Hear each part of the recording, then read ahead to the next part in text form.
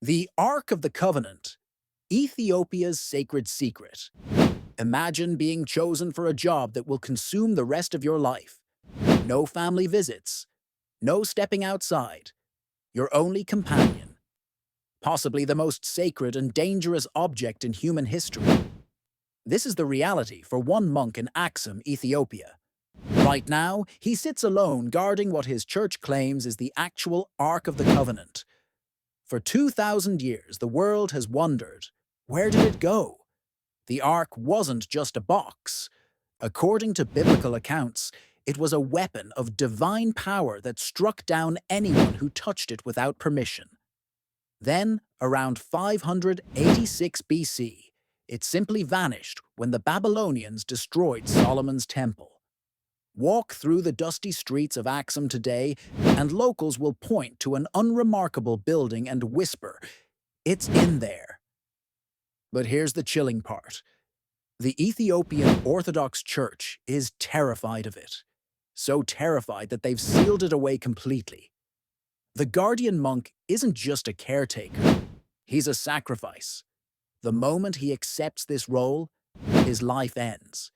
He will die in that chapel, alone, having spent decades with something too holy or too dangerous for anyone else to witness. The church warns that anyone else who looks upon the ark will face immediate death. What kind of hoax requires a man to give up his entire life to maintain it? The Ethiopian story begins with King Solomon and the Queen of Sheba.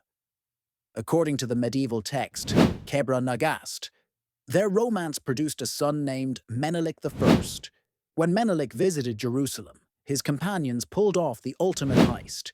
They switched Solomon's replica ark with the real one, stealing the most sacred object in Judaism. Legend claims the ark was so eager to reach Ethiopia that it lifted Menelik's chariot off the ground, allowing them to fly across the Red Sea to safety. In 1941, British scholar Edward Ullendorf claimed he saw the object and dismissed it as an empty medieval chest.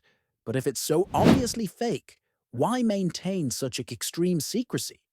Why sacrifice monk after monk to guard an empty box? Here's something intriguing. Every Ethiopian church houses its own sacred replica called a tabut, treated with profound reverence. If they honor replicas so deeply, what does that tell us about how they'd handle the real thing? Today, pilgrims still gather outside the chapel in Axum, reaching toward walls that hide either Christianity's greatest treasure or its most elaborate deception. The guardian monk inside remains silent, bound by vows that will only end with his death. When that monk dies, another will take his place. The cycle continues, as it has for generations. The truth may be the world's most perfectly kept secret. Until those doors open. If they ever do, we're left with an eternal question. When something is too sacred to reveal, how do you tell the difference between the most precious treasure on earth and the most perfect lie ever told?